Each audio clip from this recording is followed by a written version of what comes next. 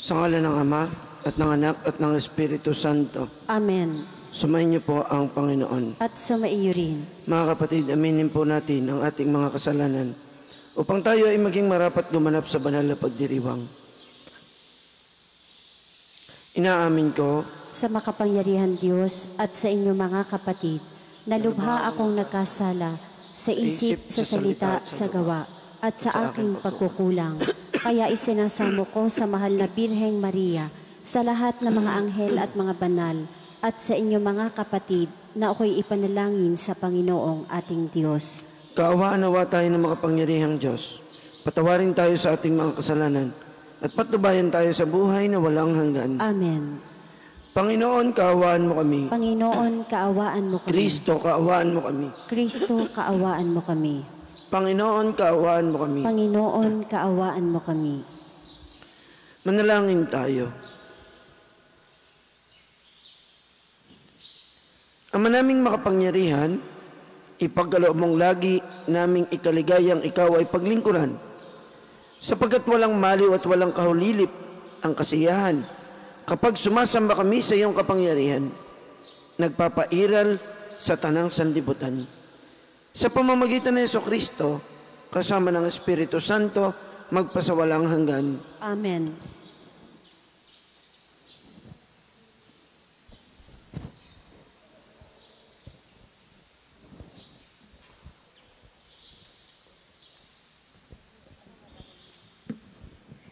Pagbasa mula sa unang aklat ng Makabeyo. Noong mga araw na yon, ang mga kanang kamay ng hari na inatasang pilitin ang mga taong sumamba sa mga Diyos-Diyosan ay nagtungo sa lungsod ng Muden upang utusan ang mga taga roon na maghandog sa mga dambanang pagano. Maraming Israelita ang lumapit at nagtipon-tipon sa paligid nila. Naroon din si Matatiyas at ang 5 niyang anak. Nilapitan si Matatiyas ng mga kinatawan ng hari at sinabi, "Ikaw ay pinunong iginagalang dito at sinusunod ng iyong mga kaanak. Manguna ka sa pagtupad sa utos ng hari, gaya ng ginawa ng mga hentil at iba pang mga taga-Hudiya at Jerusalem. Gawin mong lamang ito ay tiyak na mapapamahal ka sa hari, pati ng iyong mga anak, at gagantimpalaan ka niya ng pilak, ginto at iba pang kalahok." Ngunit malakas na sumagot si Matatiyas, "Kahit lahat ng hintil ay sumunod sa hari, at dahil dito'y nilabag nila ang relihiyong ipinamana ng kanilang mga ninuno, kami ng aking sambayan at mga kamag-anakan ay tutupad pa rin sa tipang ibinigay sa amin ng mga ninuno. Huwag namang ipahintulot ng Diyos na sumaway kami sa kaniyang mga utos. Hindi kami susunod sa gayong ipinagagawa ng hari, at lalo namang hindi kami magtataksil sa aming relihiyon kailanman." Katatapos pa lamang na magsalita si Matatiyas ng isang kapwa Hudiyo, ang kitang-kitang lumapit sa dambanang nasa Muden at naghandog bilang pagsunod sa utos ng hari. Nang makita ito ni Matatiyas, nag-alab siya sa puot. Nilapitan niya ito at pinatay sa harap ng dambana. Pinatay rin niya ang sugo ng haring pumipilit sa mga tao na maghandog sa dambanang pagano. Pagkatapos, sinara niya ang dambana. Sa ganitong paraan, ipinakita niya ang kanyang pagmamalasakit sa kautusan, gaya ng ginawa ni Pinis nang patayin nito si Simre na anak ni Salu. Matapos gawin ito, nilibot ni Matatiyas ang buong lungsod na ganito ang isinisigaw, "Sino mang tapat sa tipan ng Diyos at tumutupad sa kanyang mga utos ay sumunod sa akin." Pagkatapos nito, siya at ang kanyang mga anak ay namundok. Iniwanan nila ang lahat ng kanilang ari-arian sa lungsod. Ang marami na naniniwalang dapat sundin ang utos ng Diyos at mga tuntunin ng kanilang relihiyon ay lumabas din at sa ilang nanirahan. Ang salita ng Diyos. Salamat sa Diyos. Salmong tugunan. Ang masunurin sa Diyos ay sasagipin niyang lubos. Ang masunurin sa Diyos ay sasagipin niyang lubos. Ang dakilang Panginoon, ang Diyos na nagsasaysay. Ang lahat ay tinatawag sa silangan at kanluran. Magmula sa dakong Siyon, ang lungsod ng kagandahan, makikita siya noong nagniningning kung pagmasdan. Ang masunurin sa Diyos ay sasagipin niyang lubos. Ang lahat ng matatapat na lingkod ko ay tipunin. Silang tapat sa tipan ko'y naghahandog niyong hain. Ang buong kalangitan ay naghahayag na ang Diyos, isang hukom na matuwid kung humatol ay maayos. Ang masunurin sa Diyos ay sasagipin niyang lubos. Ang ihandog ninyo sa Diyos ay inyong pasalamat. Ang pangakong handog niyo ay tuparin ninyong lahat. Kung kayo ay may bagabag, ako lagi ang tawagin. Kayo'y aking ililigtas, ako'y inyong pupurihin. Ang masunurin sa Diyos ay sasagipin niyang lubos.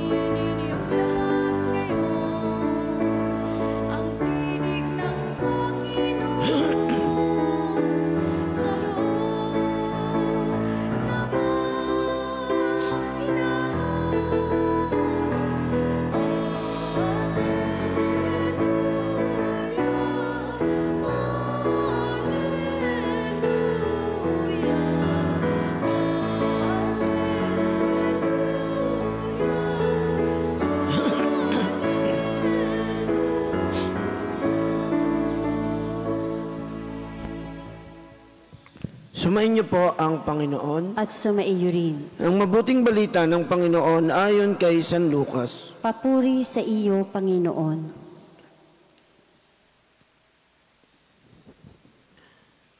Noong panahong iyon, nang malapit na si Jesus sa Jerusalem at matanaw niya ang lungsod, ito'y kanyang tinangisan. Sinabi niya, kung nalalaman mo lamang sa araw na ito kung ano ang makapagdudulot sa iyo ng kapayapaan. Ngunit, lingid ito ngayon sa iyong paningin. Sapagkat darating ang mga araw na paliligiran ka ng kuta ng iyong mga kaaway, kukubkubin at gigipitin sa kabi-kabila. Wawasakin kanila at lilipulin ang mga anak mo sa loob ng iyong moog. At ni isang bato'y wala silang iiwan sa ibabaw ng kapwa bato, sapagkat hindi mo pinansin ang pagdating ng Diyos upang iligtas ka.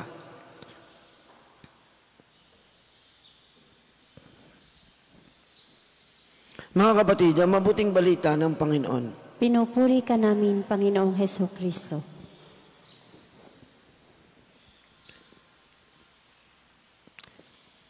Sa ating pong ebanghelyo na napakinggan sa umagang ito, ating pong mapapansin na tila baga si Jesus ay nagpapahayag ng isang pangitain o ng isang propesiya na darating ang panahon na ang bayan ng Jerusalem ay babagsak at masasakop ng mga kalaban.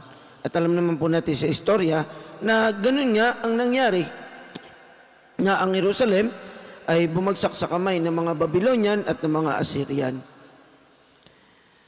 Ngayon pa man, sinasabi din ni Jesus na kung ang bayan lamang ng Israel ay naging tapat, ay hindi ito babagsak. Kung alam lamang ng Jerusalem kung ano makapagdudulot ng kapayapaan, hindi ito babagsak. At yun, ay walang iba kung hindi sinasabi ni Jesus na ang katapatan sa Diyos. Kaya nga't kung tayo ay tapat sa Diyos, sumasa atin ang kanyang kapayapaan. Ang kapayapaan ay hindi lamang nangangahulugan ng walang gera o walang gulo. Talagang pag walang away, payapa yun. Pero, ang tinutukoy dito ni Jesus ay hindi lamang yung kapayapaang nakikita o nadarama natin sa ating paligid.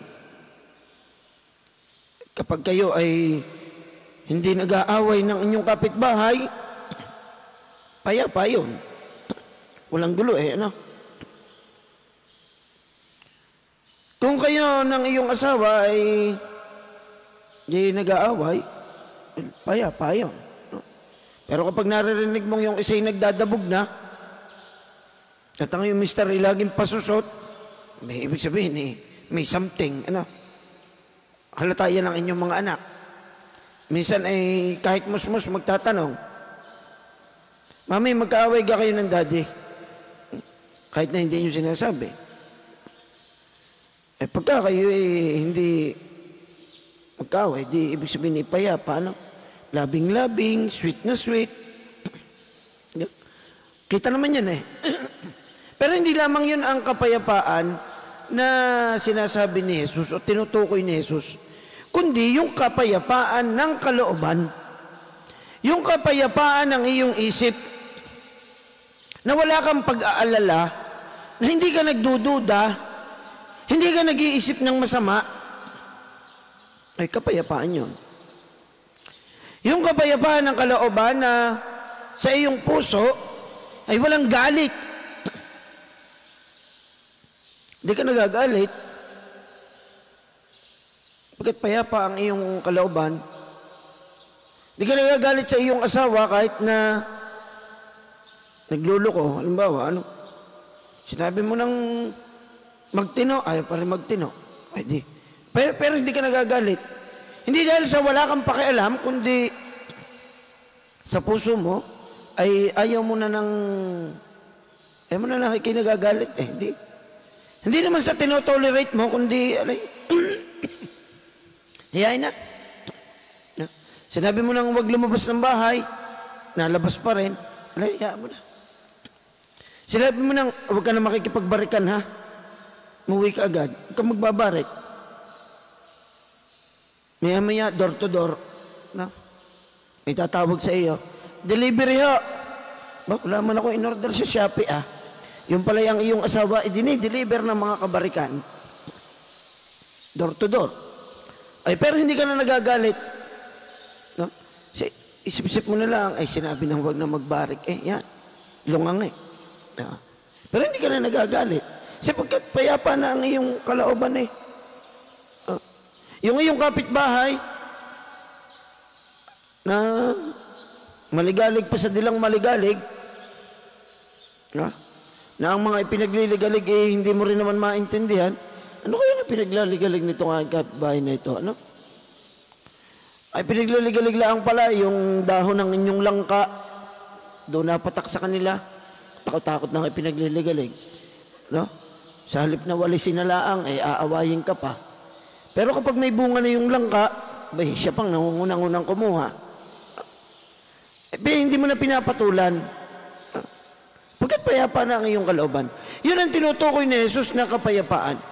Na kapag ikaw ay nasa sa Diyos, anumang pagsubok ang dumating sa iyong buhay, ay iyong nalalagpasan.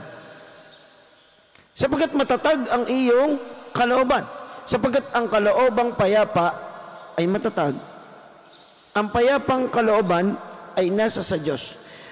Hindi lang yung iyong pang sarili. Kaya nga't hindi ka na nagagalit o wala ng puot o inggit sa iyong puso ay sapagkat ang hinahangad mo sa taong iyong kaharap, ang hinahangad mo sa iyong kapwa, at ito ang tunay na ibig sabihin ng kapayapaan ng kalooban, yung ang hinahangad mo sa iba ay kapayapaan din.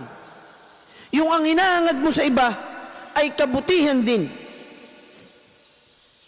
Hindi yung kapag may nangyaring hindi maganda sa iyong kapitbahay, buti nga sa iyo, nakuha mo. Siguro na may madadala ka na ngayon. Hindi gayon. Kundi ang hinahangad mo ay mapabuti siya. Dahil kung ikaw ay nagbabait na, at kung ikay payapa, at kung ikay nasa Diyos, yun din ang hangad din mo sa Kanya.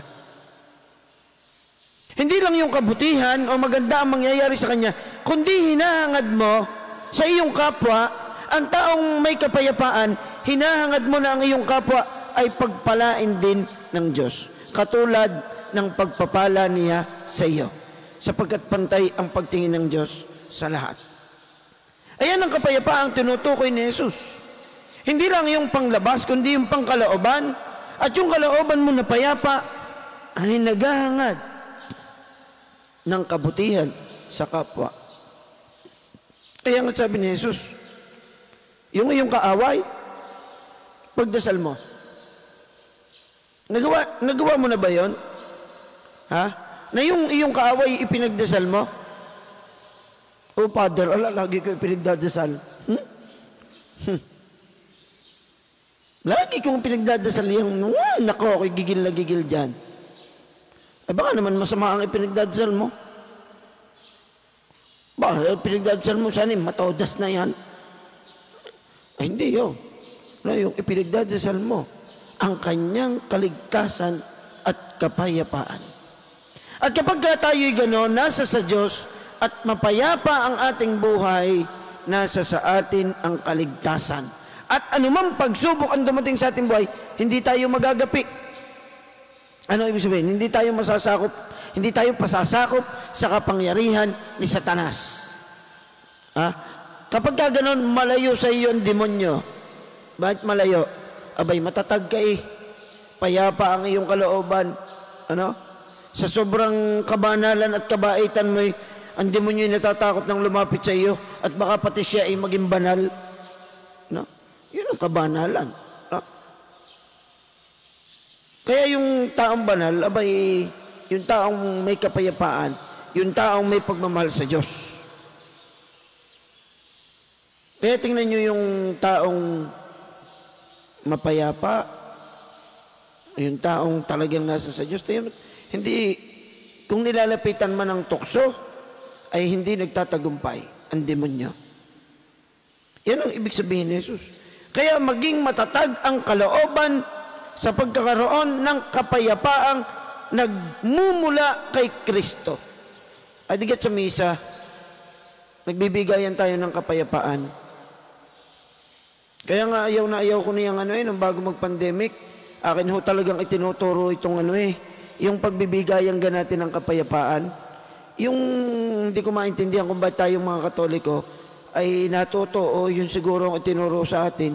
Pero yan po yung lagi kong itinuturo kahit nung hindi pa ako Paris Priest. Kaya lang yun nga, nag-pandemic, ay di, wala yung aking turo. Sabi tinuturo ko sa pagbibigayan ng kapayapaan, kung inyo matatandaan, bago mag-pandemic, ayaw ko nung nagbibigayan ng kapayapaang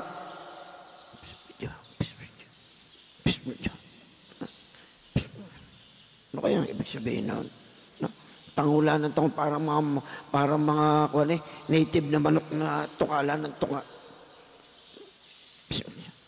Ano kaya yun? Nagbukal kaya sa kalooban yung ibinigay na kapayapaan sa akin? No? Kahit naman ang mga magkaaway, nagtatanguan eh. Diba? Kung nagkasalubong, nagtitinginan din naman. Sabi naman si Mandaka. Sabi naman si patay ka sa akin mamaya. Kaya hindi tayo sigurado diyan eh. Ayoko ng mga ganang pagbibigay ng kapayapaan eh. Ang pagbibigay dapat ng kapayapaan ay bukal sa iyong kalooban. At ang kapayapaan ay hindi na ipapakita lang. Ang kapayapaan ay naipadadama. At ang ibinibigay natin sa loob ng banal na misa ay ang kapayapaang nagmumula kay Kristo. Kung iyon ang idinulot sa atin ni Kristo, yun din ang dapat nating ibahagi sa iba. Ipanalangin natin ang ating mga pangangailangan bilang bahagi ng ating paglalakbay ng pananampalataya. Bilang pagsunod kay Kristo patungo sa walang hanggang Jerusalem, ang ipinangakong mamanahin natin. Ang ating pong dasal, Panginoon, madama nawa namin ang iyong presensya. Panginoon, madama nawa namin ang iyong presensya.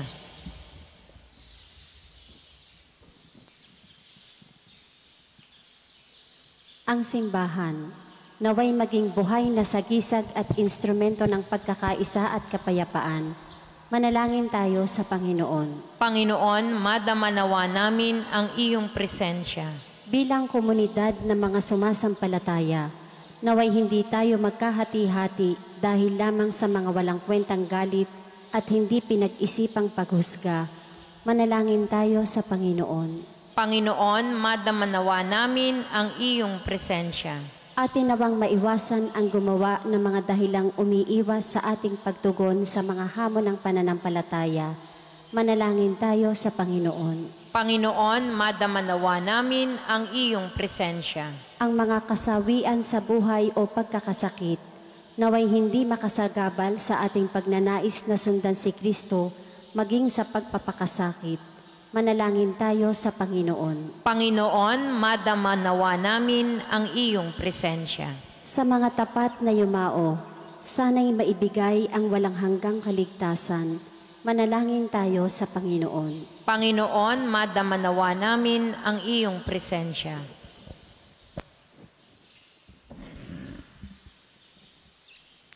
Ama naming Diyos, huwag nawa kaming umatras o mag-atubiling lumakad ng pasulong sa paglalakbay tungo sa iyong kaharian. Palakasin nawa ng mga panalangin ito ang aming pananampalataya. Hinihiling po namin ito sa magitan ni Jesucristo na aming Panginoon. Amen.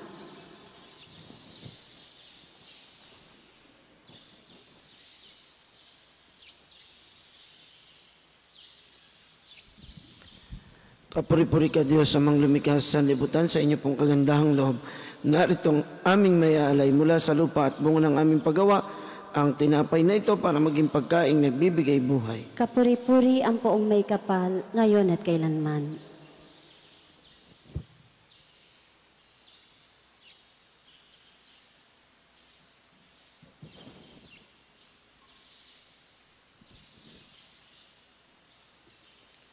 Kapuri-puri ka Diyos sa mga lumikha sa sanlibutan, sa inyo pong kagandahang loob. Narito ang aming mayaalay mula sa katas ng ubas at bunga ng aming paggawa. Ang alak na ito para maging inuming nagbibigay ng iyong espiritu. Kapuri-puri ang poong may kapal, ngayon at kailanman.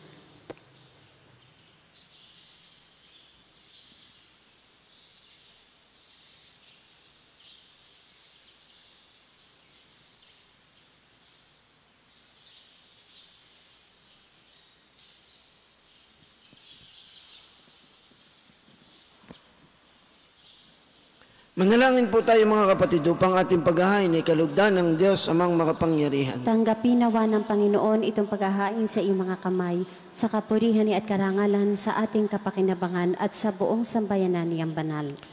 Ama naming lumikha, ipagkaloob mo ang iyong masintahing pagtingin sa aming mga alay, upang ang kagandahang loob mo ay aming makamtan, at ang bunga ng walang hanggang pag-iral ay aming mapakinabangan. Sa magitan ni Jesucristo kasama ng Espiritu Santo, magpasawalang hanggan. Amen. Sumainyo po ang Panginoon. At sumaiyo rin. Itaas po natin sa Diyos ang ating mga puso at diwa. Itinaas na namin sa Panginoon. Pasalamatan po natin ang Panginoong ating Diyos. Marapat na siya ay pasalamatan. Ama naming makapangyarihan, tunay ngang marapat na ikaw ay aming pasalamatan. Pinagbibigyan mong ito'y aming maihayag, kahit na ito'y walang anumang maidaragdag, sa kadakilaang sa iyo ay likas. Sa pagpupuri nami ang nakikinabang ay kami ring iyong pinakikiharapan sa magitan ng iyong anak na minamahal. Kaya kaisa ng mga anghel na nagsisiawit ng papuri sa iyo nang walang humpay sa kalangitan, kami po ay nagbubunyi sa inyong kadakilaan. Santo, Santo, Santo Panginoon Diyos ng mga hukbo, napupuno ang langit at lupa ng kadakilaan mo, o sana sa kaitaasan. Pinagpala ang naparirito sa ngalan ng Panginoon, o sana sa kaitaasan.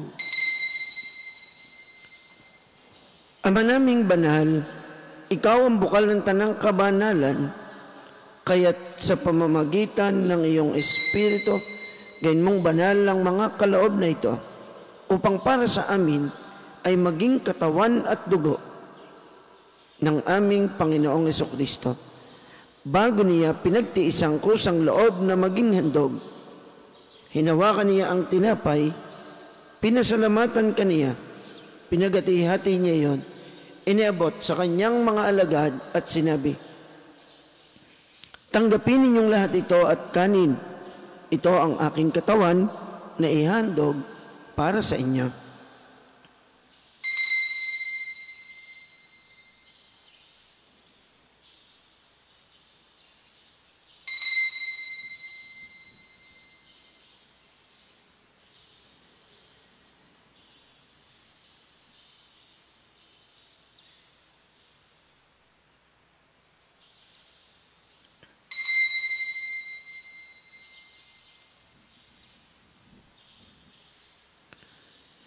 Gayon din naman noong matapos ang hapunan, hinawakan niya ang kalis. Muli kaniyang pinasalamatan. Inabot niya ang kalis sa kanyang mga alagad at sinabi, tanggapin ninyong lahat ito at inumin. Ito ang kalis ng aking dugo, ng bago at walang hanggang tipan. Ang aking dugo na ibubuhos para sa inyo at para sa lahat sa ikapagpapatawad ng mga kasalanan. Gawin ninyo ito sa pag-alaala sa akin.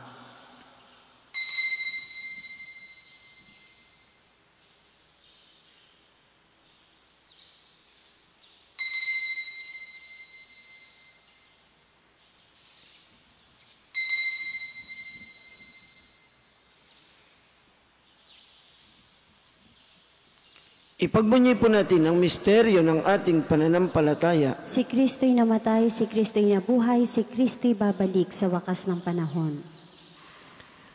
Ama, ginagawa po namin ngayon ang pag-alaala sa pagkamatay at muling pagkabuhay ng iyong anak.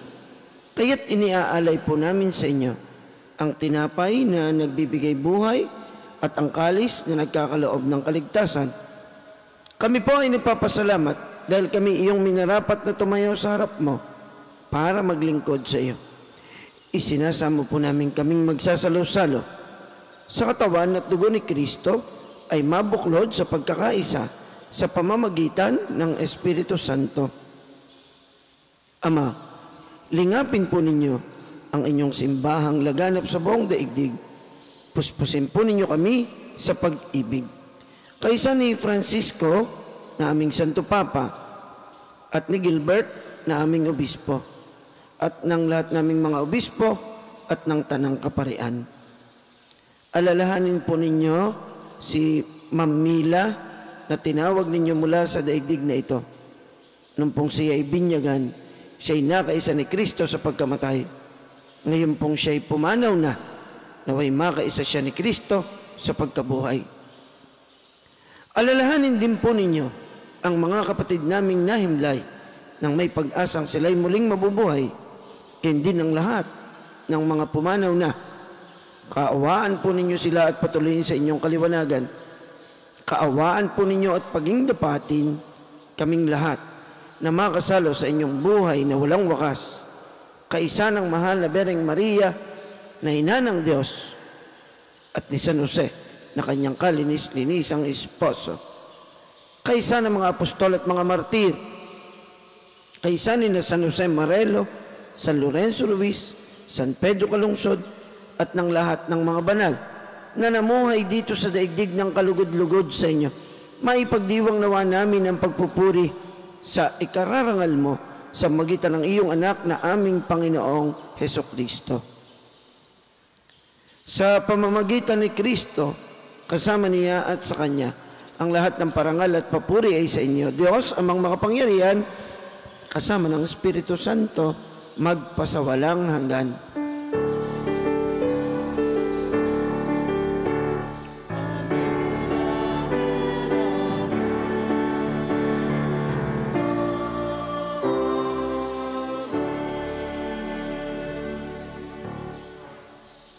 Sa tagubilin po ng mga nakagagaling na utos sa turo ni Jesus sa Panginoon natin at Diyos, ipahayag po natin ng may lakas loob. Ama namin, sumasalangit ka, sambahin ang ngalan mo, mapasa amin ang kaharian mo, sundin ang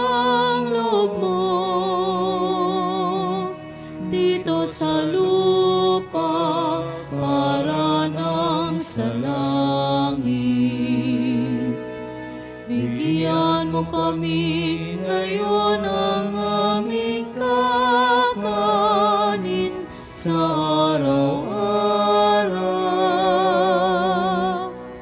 At patawarin mo kami sa aming mga sala para ng pagpapatawad namin sa nagkakasala sa amin. At huwag mo kaming ipahintulot sa tukso, at iadya mo kami sa lahat ng masama. Hinihiling po namin kami iadya sa lahat ng masama, pagkalooban ng kapayapaan araw-araw, iligtas sa kasalanan, at ilayo sa lahat ng kapahamakan. Samantalang aming pinananabikan ang dakilang araw ng pagpapahayag ng tagapagligtas naming si Jesucristo. Sapagkat iyo ang kaharian, ang kapangyarihan at ang kapurihan magpakailanman. Amen. Panginoong Jesucristo, sinabi po ninyo sa inyong mga apostol, kapayapaan ang iniiwan ko sa inyo, ang aking kapayapaan ang ibinibigay ko sa inyo. Tungayan po ninyo ang aming pananampalataya at huwag ang aming mga pagkakasala. Pagkalooban po ninyo kami ng kapayapaan at pagkakaisa ayon sa inyong kalooban, kasama ng Espiritu Santo, magpasawalang hanggan. Amen. Ang kapayapaan ng Panginoon nawa ay lagi pong sumainyo. At sumaiyo rin. Magangad at magbigayan po tayo ng kapayapaan ni Kristo sa bawat isa.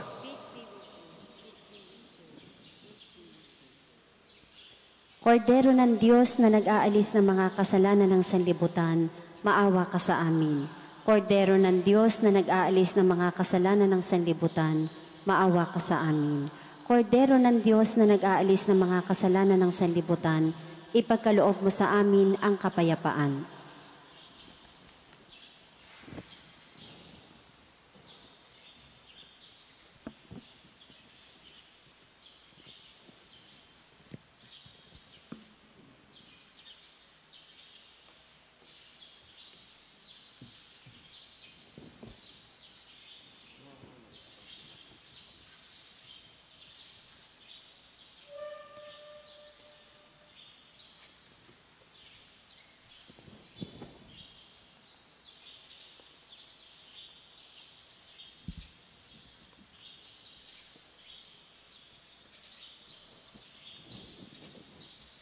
Ito po ang kordero ng Diyos.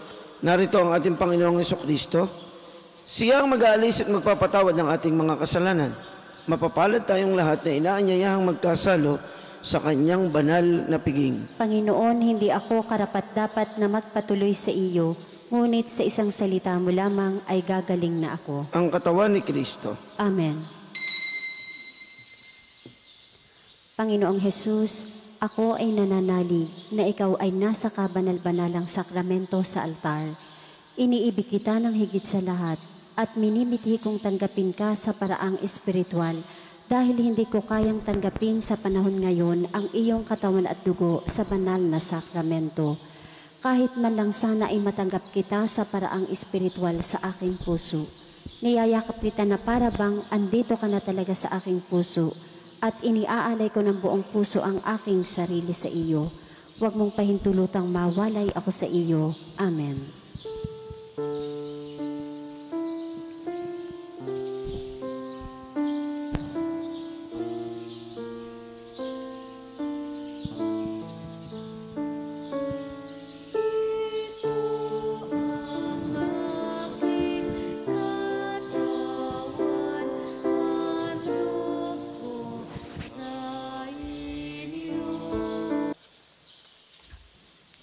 Ama naming mapagmahal, sa pinagsaluhan naming banal na pakikinabang, ang amin nawang pag-ibig ay lalong madagdagan ng ginawa namin sa pag-alaala sa anak mong mahal, na nag-utos ipagdiwang ang huling hapunan sa magitan ni Jesucristo kasama ng Espiritu Santo, magpasawalang hanggan. Amen. Sumayin niyo po ang Panginoon. At sumaiyo rin. At nawa ay pagpalain po kayong lahat ng makapangyarihan at lubang mapagmahal nating Diyos, ng Ama, at ng Anak, at ng Espiritu Santo. Amen. Ang banal na misa ay naialay na humayo kayong taglay ang pag-ibig ng ating Panginoong Hesukristo. Salamat sa Diyos.